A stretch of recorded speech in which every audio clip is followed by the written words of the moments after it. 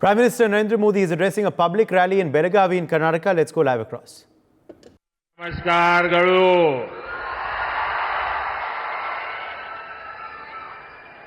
ताई भुवनेश्वरी और मां सौदत्ती येलम्मा को मैं प्रणाम करता हूं। भाइयों और बहनों, सबसे पहले तो मैं कर्नाटका के सभी वोटर्स का अभिनंदन करता हूं। कर्नाटका में मैं जहां जहां गया हूं, मुझे एक ही स्वर सुनाई देता है, फिर एक बार, फिर एक बार, फिर एक बार। साथियों, हम सभी छत्रपति शिवाजी महाराज को मानने वाले लोग,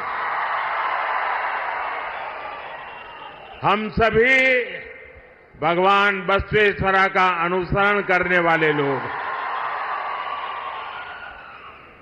छत्रपति शिवाजी महाराज ने शक्तिशाली भारत बनाने के लिए जीवन भर संघर्ष किया। भगवान बसवेश्वरा ने अनुभव मंडपम से डेमोक्रेसी का रास्ता बताया। 10 साल में भारत शक्तिशाली हुआ। आप मुझे बताइए, भारत का शक्तिशाली होना आप गर्व करते हैं? आपको गर्व होता है? भारत की पहचान मदर ऑफ डेमोक्रेसी के रूप में होने लगी है। ये गर्व होने वाली बात है कि नहीं है? गर्व करने वाली बात है कि नहीं है? भारत से 25 करोड़ लोग गरीबी से बाहर निकले, और जब 25 करोड़ लोग 10 साल के भीतर भीतर गरीबी से बाहर निकलते हैं, तो हर हिंदुस्तानी का आत्मविश्वास बढ़ता है कि नहीं बढ़ता है? आपका आत्मविश्वास बढ़ा कि नहीं बढ़ा? और इसलिए देश कह रहा है, गरीबों के कल्याण के लिए फिर एक बार। साथियों, भारत जब आगे बढ़ता है, भारत जब मजबूत होता है, तो हर भारतीय खुश होता है। लेकिन कांग्रेस देश हित से इतना दूर हो चुकी है, परिवार हित में इतनी उलझ गई है कि उसे देश की उपलब्धियां अच्छी नहीं लगती है। अब आपको याद होगा, कांग्रेस ने HAL को लेकर कितना झूठ फैलाया, कितना झूठ फैलाया। कांग्रेस ने कोरोना काल को याद कीजिए। कोरोना काल में भारत की जो मेड इन इंडिया वैक्सीन थी, कोरोना की जो वैक्सीन थी, उस पर भी विरोध पैदा कर दिया। उसका भी यहां तक कह दिया ये तो भाजपा वैक्सीन है। भारत की हर सफलता पर उनको शर्म आने लगी है, और जैसे उनको भारत के वैक्सीन पे भरोसा नहीं, लोगों को उलझन में डालने की कोशिश की, उन्होंने EVM के बहाने पूरी दुनिया में भारत की डेमोक्रेसी को बदनाम करने की कोशिश की। अभी 2 दिन पहले ही सुप्रीम कोर्ट ने ये कांग्रेस वालों को और उनकी पूरी टोली को ऐसा करारा तमाचा मारा है, ऐसा करारा तमाचा मारा है। सवाल ये है, आखिर कांग्रेस देश का नुकसान होने वाली बातों पर झूठ फैला करके लोगों में विश्वास तोड़ने में का काम किसके इशारे पर कर रही है?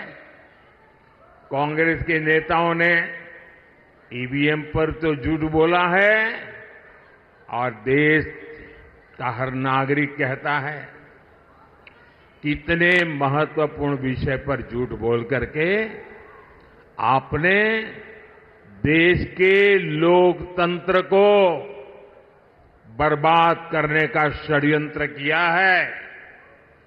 आपको देश की माफी मांगनी चाहिए। साथियों, पिछले 10 वर्षों में बीजेपी एनडीए सरकार ने देश के नागरिकों की ईज ऑफ लिविंग के लिए बहुत काम किया है। इसका एक बड़ा उदाहरण है भारतीय न्याय संहिता।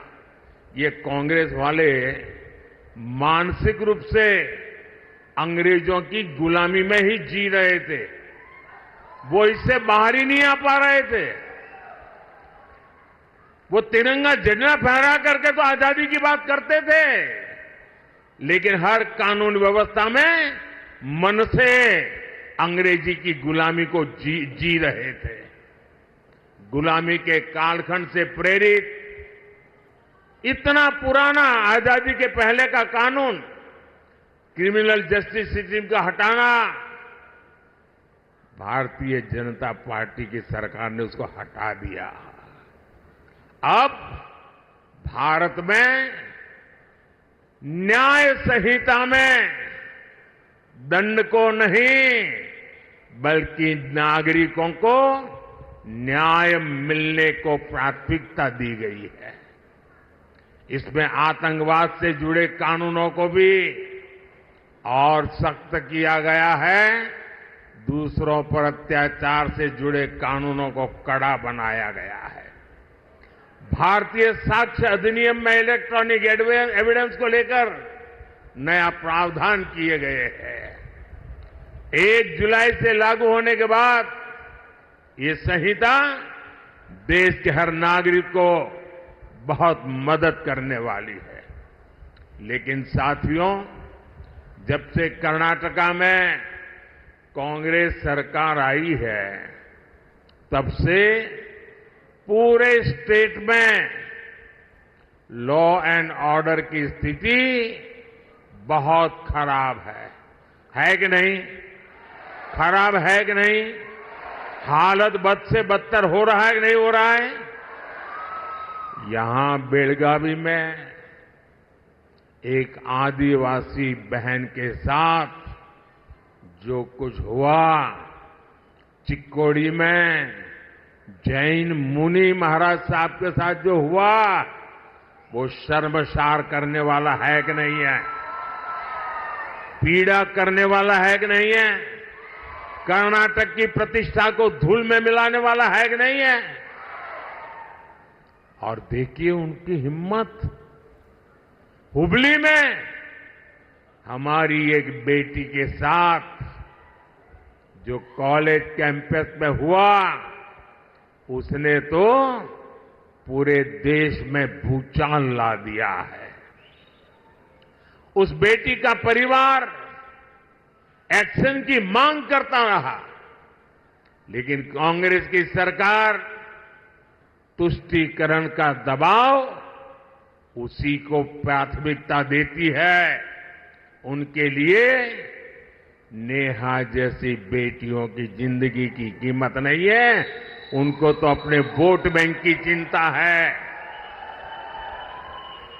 बेंगलुरु के कैफे में बम धमाका हुआ, तब भी कांग्रेस ने शुरुआत में इसे लेकर गंभीरता ही नहीं है। यहां तक कह दिया ये तो गैस का सिलेंडर फटा था। देश की जनता के आंख में क्यों धूल झोंक रहे हो कांग्रेस के लोग? अगर तुमसे नहीं बनता है तो छोड़ करके घर चले जाओ।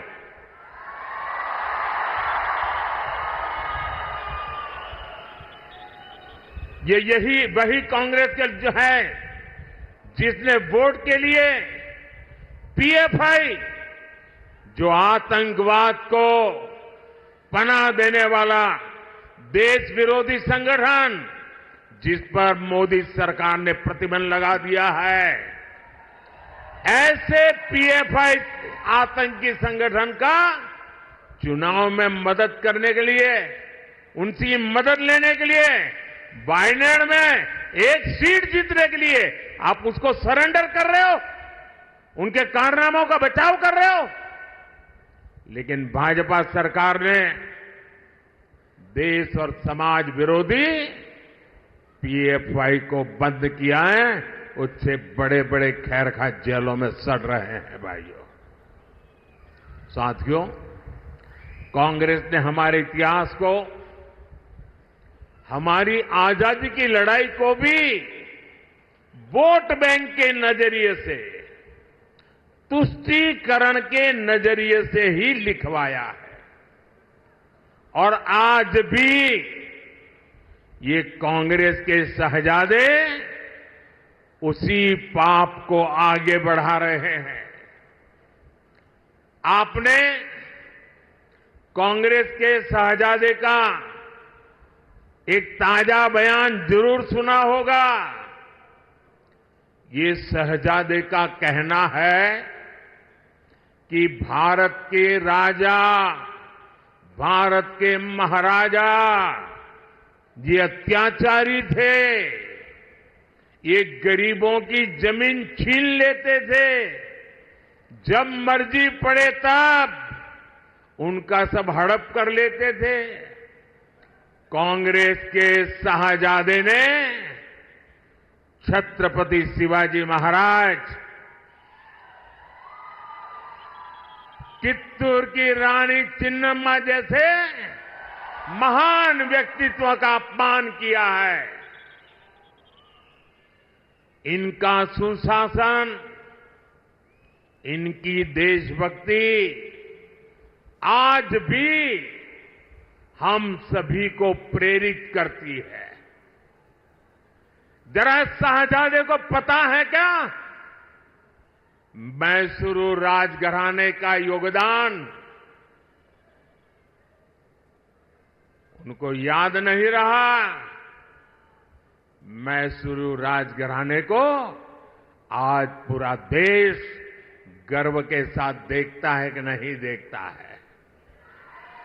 साथियों, कांग्रेस के शाहजादे का बयान सोच समझकर वोट बैंक की राजनीति करने के लिए, तुष्टीकरण के लिए दिया गया बयान है।